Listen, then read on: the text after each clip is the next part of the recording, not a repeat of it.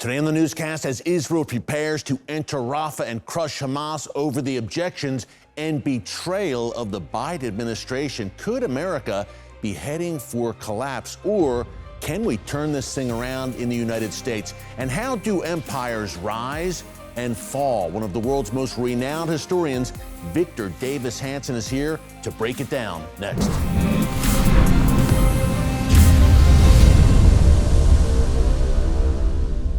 Hey folks, Erick Stakelbeck here. Welcome to the Watchman Newscast. We broke down on yesterday's Watchman Newscast live stream what I can only call a betrayal of Israel by the Biden administration. Now, Joe Biden confirmed this week that the United States is freezing any shipments of arms to Israel in the time of Israel's greatest need, when Israel is surrounded on all sides by existential threats that seek its destruction.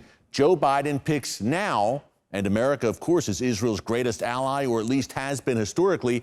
He picks now to, in the eyes of the world, as the joint enemies, the shared enemies of America and Israel are taking notes and watching very closely. Now is the moment where he chooses to throw Israel under the bus. Again, the most perilous time for Israel since its miraculous rebirth in 1948. And speaking of which, Israel celebrates its 76th birthday next week, on Tuesday, May 14th. Talk about timing again for a knife in the back, but that's exactly what Israel faced this week. Here's the good news. Israel, despite the objections and the threats by the Biden administration and Europe, is continuing its push into Rafah. Now, the IDF is reportedly trying to avoid a major offensive in Rafah. Look, there are already fierce battles in the eastern half of Rafah between the IDF and Hamas jihadists. And this should come as no surprise, folks, because Rafah is the last stand, the last stronghold for Hamas. 4 top Hamas battalions remain in that city, not to mention top Hamas leaders and very likely Israeli hostages in the tunnels beneath that city. And yet the world is wailing and gnashing its teeth and howling for Israel to not enter Rafah. Netanyahu, the Israeli prime minister, to his credit, says, hey, we're going in, we must, to accomplish our goals of crushing Hamas and to continue as a nation, to continue to exist, because, folks, Gaza has much larger ramifications. Again, if Israel caves to world pressure and does not finish the job, the Iranian regime, Hezbollah, are taking notes. They'll be emboldened and they will smell weakness. They already see daylight between the U.S. and Israel, and that gives them the perception that without the American allies standing steadfast alongside Israel, that Israel could be more vulnerable. So, folks, don't be surprised if we see some more fireworks in the weeks to come in the wake of that, again, betrayal by the Biden administration. In the meantime, to Israel's north, things with Hezbollah, folks, have reached a fever pitch where this has become a daily massive barrage of rockets and drones into northern Israel from Lebanon, and the IDF is responding with airstrikes that are increasing in frequency and intensity. And by the way, I have to mention, to the south, 4 IDF soldiers. Just so you know that Gaza is anything but finished, 4 IDF soldiers killed in Gaza this morning. So to the north and to the south, Israel is facing these existential threats. And folks, a lot of people have asked me, as all this madness has unfolded, how can we help? How can we support Israel in its time of greatest need and fulfill that biblical mandate laid out in Genesis 12:3 to bless the people of Israel? Well, folks, a good way to do it is to partner with our sponsor for today's newscast, Artsa. Now, if you watch the newscast on a regular basis, you've seen me talk about Artsa in the past. Go to artsabox.com.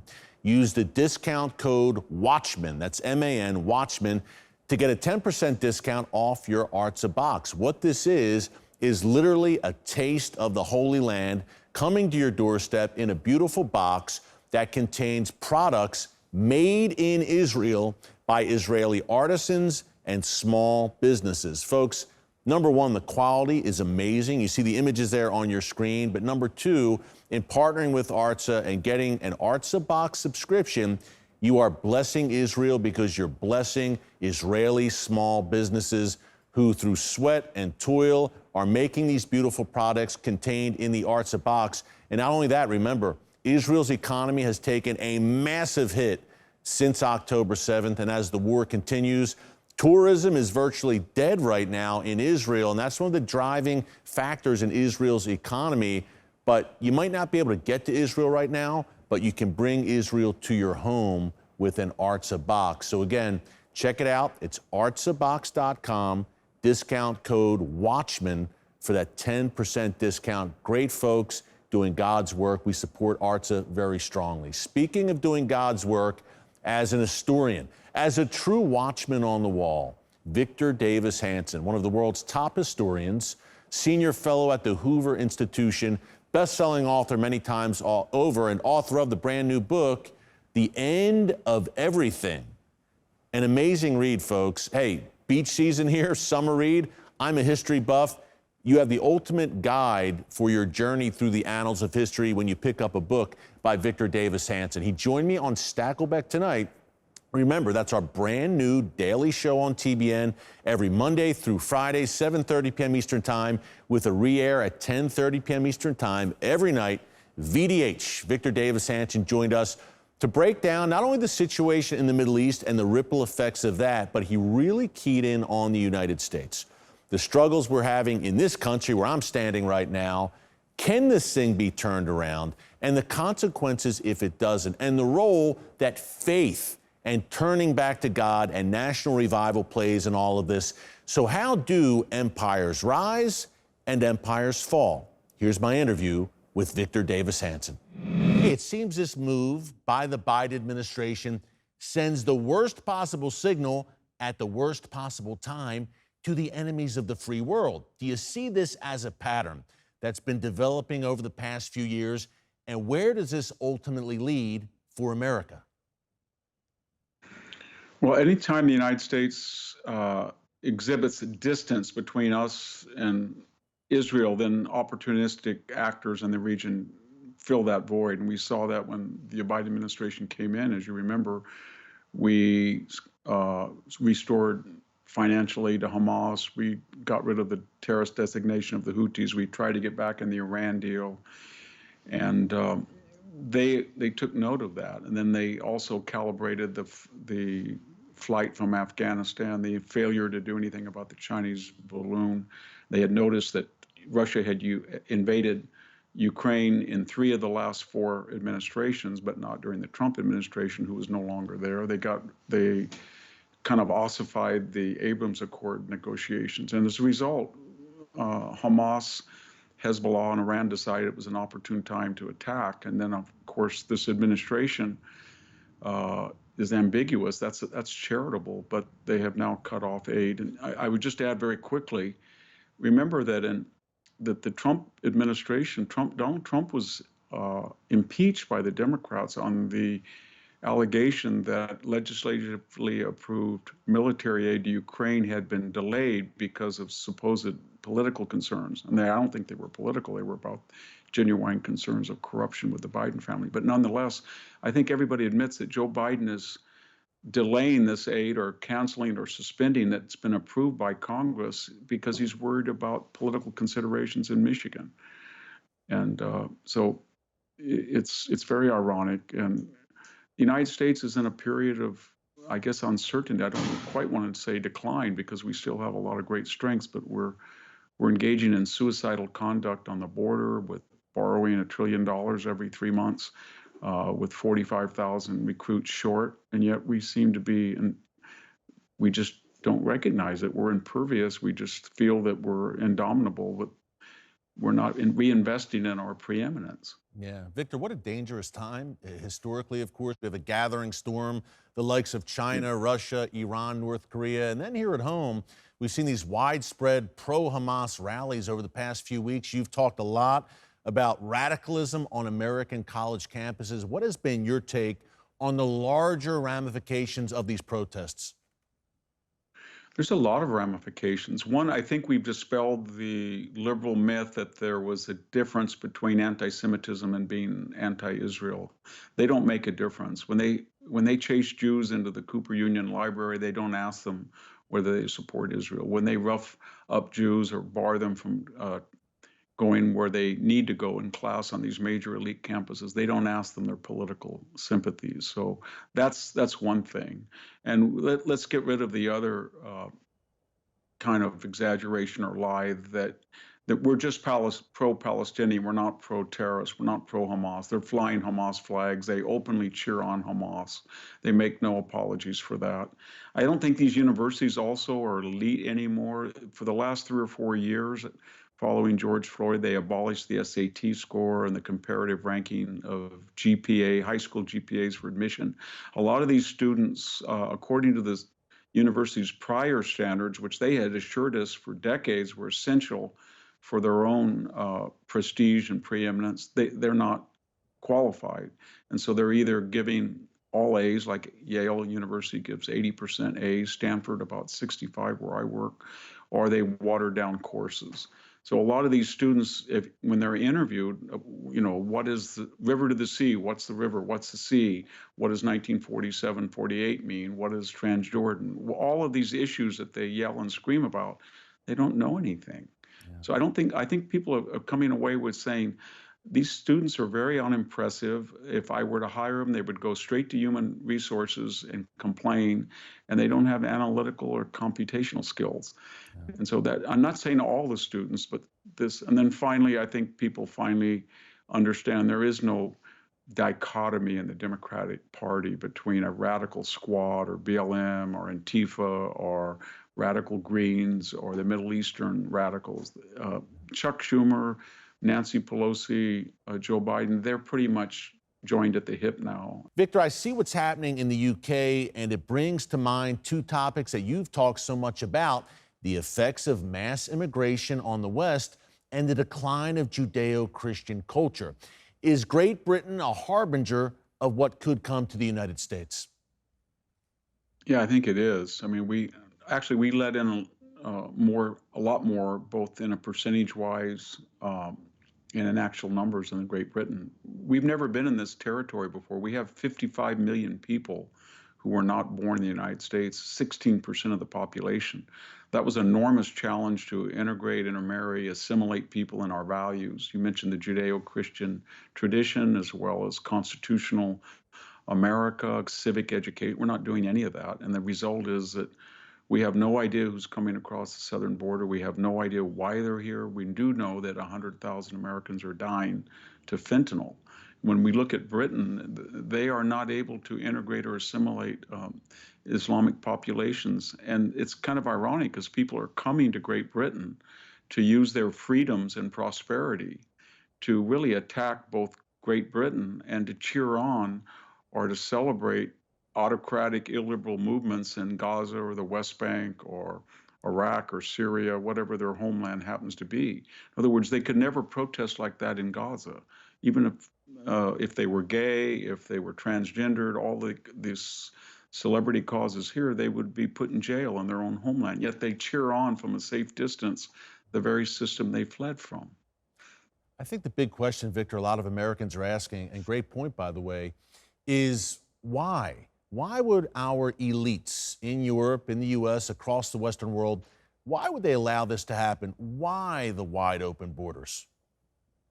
I think there's two types. I think there's a left-wing elite who feels utopian and they want to help the poor of the world, and that they're wealthy enough and influential enough, right zip code, right title, right degree, that they're insulated. So they don't experience the Rio Grande Valley or the inner city of Chicago experience with illegal migration. And then there's another group, the same political side, but they feel that their agenda does not resonate with 51% of the population.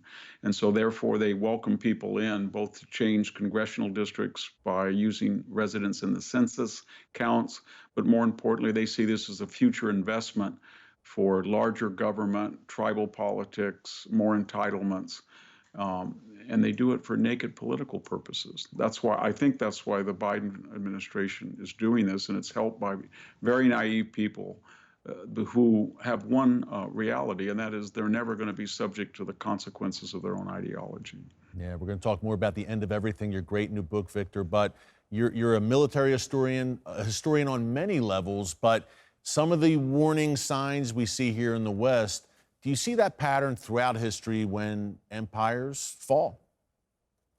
Yeah, I think they do. They get very naive and complacent, and they feel that their walls in the ancient world will never be taken, breached, because they're so formidable or their reputations are such.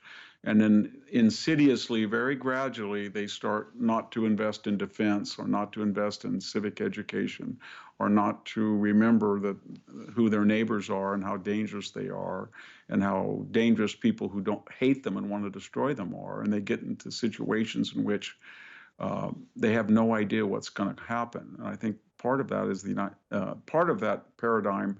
We're suffering from affluence and leisure and complacency, and we're not investing in defense. We're not investing in civic education. We're financially imperiled with this $36 trillion debt, and we have enemies who want to take advantage of that: China, Russia, Iran, North Korea, and we seem to think, well, we're the United States, they can't do anything to us, and yet they're on the move, and we don't seem to be preparing for it. Victor, you talk about not only the end, but I mean the sudden end of empires, not so sudden in some respects, but to some it may seem overnight. The end of Carthage, a Greek city-state, the Aztec civilization, Constantinople. Is that even more possible? I mean, almost seemingly sudden annihilation today with the obvious nuclear factor, nations wielding nuclear weapons. This seems it could happen faster than ever. Yeah, or with chemical weapons or bioweapons or artificial intelligence. In the epilogue, I talk about all the existential threats. I mean, North Korea has the ability to wipe out South Korea, and it keeps promising to do so. We just ignore it. And not long ago, the Turkish president said he wanted to send missiles and annihilate Athens, and over a dispute in the Aegean Sea. Of course, Iran almost habitually says they're going to wipe out Israel. Rafsanjani 20 years ago said that Israel was a one-bomb state, and it was a miracle that half of the world's Jewry was in one place, therefore making their extinction possible. So we have all of these threats. In fact, one of the ironies was China has threatened to absorb Taiwan and says it really never existed, and it's going to reabsorb it back into the Chinese mainland. And I wrote about that in the epilogue, and all of a sudden the Chinese translator and Chinese edition, which has been treated me pretty fairly and has a big market for other books, they told me either to get rid of that line or they were going to cancel it. They were so angry about it, and I couldn't, so they canceled the Chinese edition. Stunning. So it shows you that they're very sensitive to this because they're making daily threats about reclaiming Taiwan and then ending the idea of a Taiwanese culture. There would be no dialect that was Taiwanese. There would be no Taipei would revert to being a communist city, and there would be no memory of an independent Taiwan. This is, Victor, it's stunning what you just shared. And by the way, we mentioned earlier that, look, much of the West is kind of just whistling past the graveyard, so to speak, as all this unfolds, and much of it at and inside our doorstep. With the book, it seems, in just listening to you and watching your great speeches and appearances over the years, especially in recent months, did you have a real sense of urgency in writing this book right now at this point in history? Well, I started out as just historically curious, but the more that I started to study these sudden collapses, I noticed there was a pattern, that they all were very naive. They all kept looking to their past rather than the present or future. They all had no idea about the existential threat outside their walls. They all believed that Alexander the Great was he had been trained by Aristotle, or Scipio was with the historian Polybius. So they didn't think these people had the ability or the desire. But if they had been rational and looked at the actual status of their society vis-a-vis the conqueror, they would have been terrified. But there was a sense of complacency about all of them. We're indestructible was almost the sense. Hey, we've got about a minute left. Can happen. Of course. We talked about the decline of Judeo-Christian values, civilization. What, in your view, historically, being such a great historian, what role does that, the collapse of spirituality in a society, does that play a major role in the ultimate collapse of the society writ large? Yeah, it does. From a very pragmatic view, when you have a population that doesn't believe in transcendence, that is, that their conduct on this world will affect in some way their soul in the next, then they live for the moment. They feel that this is all there is, the corporal existence. There's no transcendence. I don't have to worry about what I've done, either evil or good. It's all here, and therefore I'm going to satisfy my appetites. That's a much greater propensity. Our wisdom is completely knowable, and we can find out everything there is that makes the world operate by human agency. And there's no mystery that's resigned to a deity or religion. It's all explicable, and that's kind of the arrogance of the Enlightenment. And we're in that stage now with our universities, especially, where most people feel we are God on earth, and then we have to be, because there's nothing else, and there's no such thing as a soul, and there's no memory of what we do on this earth. And collectively, that can be really dangerous for society. Our founders knew that. Even the ones that weren't Christians believed in deism, that Christianity was valuable for the body politic, even if they didn't believe in it. Yeah, it could lead all to a dark place, Victor, what we're discussing. But thank God we have you shining a light in the darkness as always. Victor, thanks so much for joining us. Incredible insights from the one and only Victor Davis Hanson. Again, folks, the book is called The End of Everything: How Wars Lead to Annihilation. It's really a book for such a time as this. You can pick it up wherever books are sold. A great summertime read, and it's not depressing despite the title. It's an eye-opener, and Victor Davis Hanson is an optimist, but he's clear-headed, clear-eyed, as you just heard. That was a lot of information that you need to hear, packed in a short space of time.